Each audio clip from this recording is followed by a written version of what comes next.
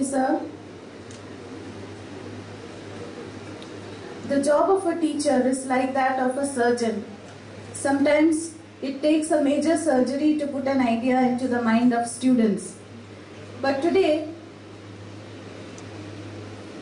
that is not the case, because we have with us students who are the cream of the student community, and we have with us also experts.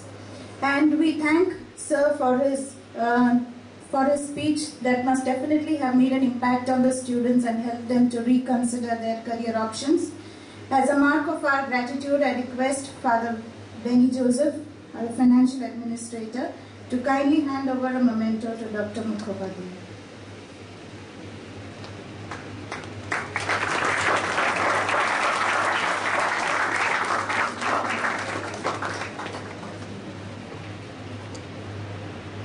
We have with us for the keynote address Professor Harish Pad, who is a Vice Chancellor of Sardar Patel University. His area of specialization is cellular and molecular biology. He has completed 24 projects, more than 130 research papers and 150 presentations. Sir is a very interesting speaker, and we request you, sir, to kindly come forward for the keynote address. Mitra, હું માનું છું કે અંગ્રેજીનો અભાવ પણ ન હોવો જોઈએ અને ખોટો પ્રભાવ પણ ન હોવો જોઈએ.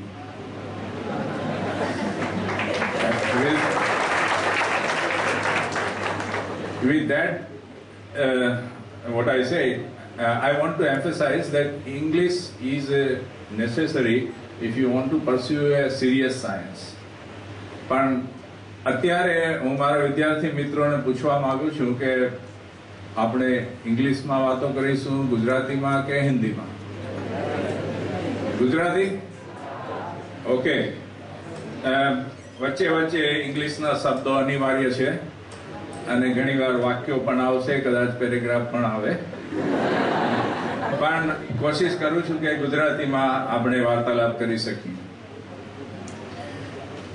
આદરણીય Dr. Mukhopadhyay sir, who has come from DST, Christ College na management na sabyo, શિક્ષક મિત્રો, આવેલા મહેમાનો, શિક્ષકો અને મારા વાલા વિદ્યાર્થીઓ. હવે આજે તમે સાંભળ્યું કે શા માટે સાયન્સ. હું એ વિષય ઉપર કંઈ વધારે નહીં બોલું. હું તમને બે વસ્તુ કહેવા માંગુ છું. મને 45 મિનિટનો સમય આપવામાં આવ્યો છે, એટલે બે વસ્તુ કહેવા માંગુ છું કે સાયન્સ શું છે અને સાયન્સનો અભ્યાસ કઈ રીતે આપણે કરવો. What is science and how to pursue science.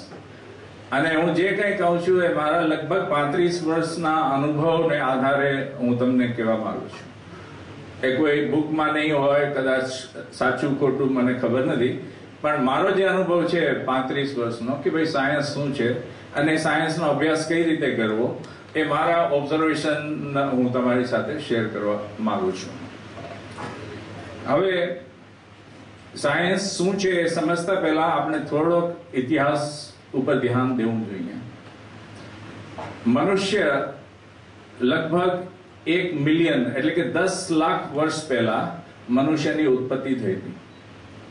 કહેવાય છે કે આફ્રિકામાં આ ઉત્પત્તિ થઈ હતી અને લગભગ 10 લાખમાંથી 9 લાખ વર્ષ એ વ્યક્તિ નહીં પણ મનુષ્ય હોમોસેપિયન્સ એ આફ્રિકામાં જ સીમિત હતો.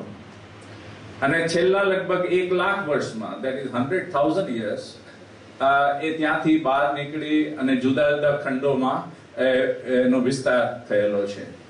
ભારતમાં લગભગ 40-50 હજાર વર્ષ પહેલા, ઓસ્ટ્રેલિયામાં 30,000 વર્ષ પહેલા, અને જે અમેરિકન કોન્ટિનેન્ટ છે ત્યાં લગભગ 20,000 પહેલા ત્યાં એશિયાથી, રશિયાની અને અલાસ્કાના સ્ટ્રેટથી ત્યાં એ લોકો ગયેલા. એટલે આ ઇતિહાસમાં લગભગ 1 લાખ વર્ષનો ઇતિહાસ છે. એમાંથી રેકોર્ડેડ હિસ્ટ્રી તો રિલાયેબલ 5,000 વર્ષથી વધારે આપણી પાસે નથી. પણ આ 1 લાખ વર્ષના ઇતિહાસમાં કે 10 લાખ વર્ષના ઇતિહાસમાં મનુષ્યની બે સૌથી અગત્યની ઉપલબ્ધિ છે, અચીવમેન્ટ્સ. અને એમાં સૌથી પહેલી ઉપલબ્ધિ જેને હું ગણું છું એ છે સાથે રહેવાનું, સોશિયલ સિસ્ટમ.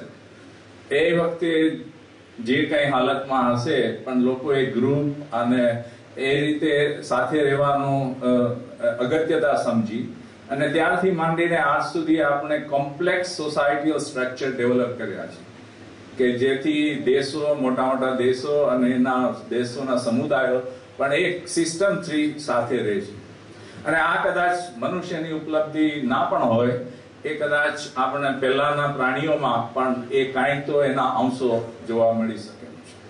તો આ સાથે રહેવાની એક ઢબ આપણે ઊભી કરી છે, એ સૌથી જૂની છે અને અગત્યની ઉપલબ્ધિ હું ગણું છું.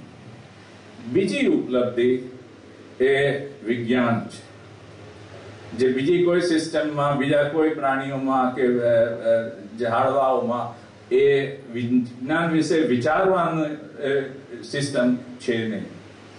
So humankind has two major achievements: how to live together in a small group, larger group, as a society, and second, how to think scientifically.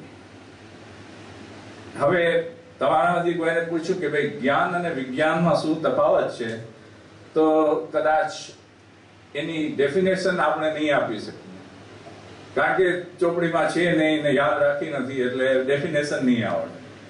પણ એક ઉદાહરણથી તમને સમજાવવા માંગુ છું કે જ્ઞાન અને વિજ્ઞાનમાં શું તફાવત હોય છે. Are you with me? Are you comfortable? આ ઢબની ગુજરાતીમાં સમજણ પડે છે? હા, ઓકે. એક વખત કોઈ એન્જિનિયરને પૂછ્યું કે ભાઈ 2 ને 2 કેટલા થાય? તો એન્જિનિયરે કહ્યું કે 4. પણ એ કેમ 4 થાય મને ખબર નથી. That is engineer. એક ડોક્ટરને પૂછ્યું કે ભાઈ 2 ને 2 કેટલા થાય? તો કે લગભગ 4, એપ્રોક્સિમેશન. That's a biology. એ લગભગ 4 જેવું થાય, પણ વધારે ના પૂછતો મને. પછી કોઈ જજને પૂછ્યું કે સાહેબ 2 ને 2 કેટલા થાય? તો જજ કે 4 થવા જોઈએ. It should be 4. How or whether it is 4 or not, he doesn't know.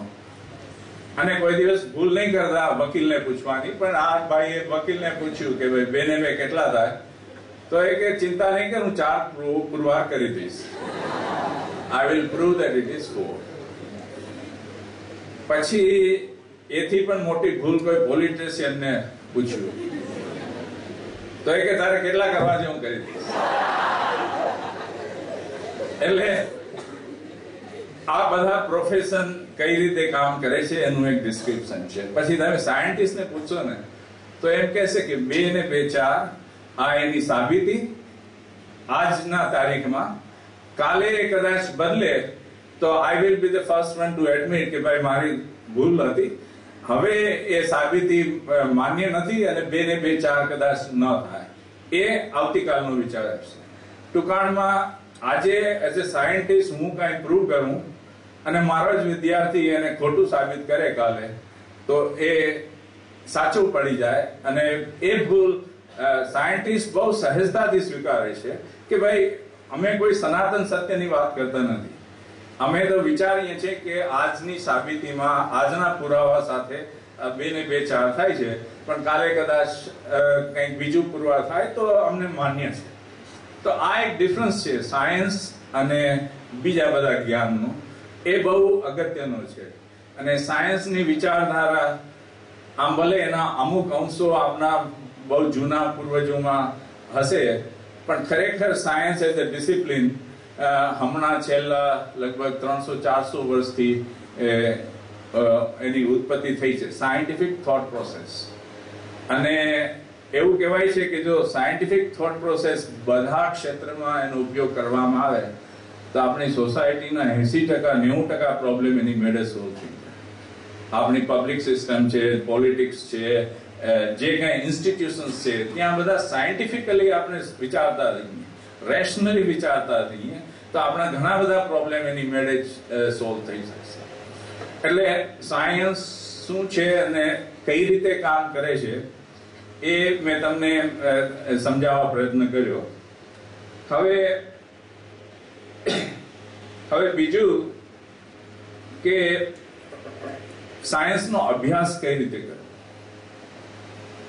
મનુષ્ય જ્યારથી વિચારતો થયો છે, અને કદાચ પ્રાણીઓએ પણ આ પ્રયત્ન કર્યો હશે, પણ ખાસ કરીને મનુષ્ય જ્યારથી વિચારતો થયો છે ત્યારથી એ પોતાની આજુબાજુનું વિશ્વને સમજવા પ્રયત્ન કરે છે.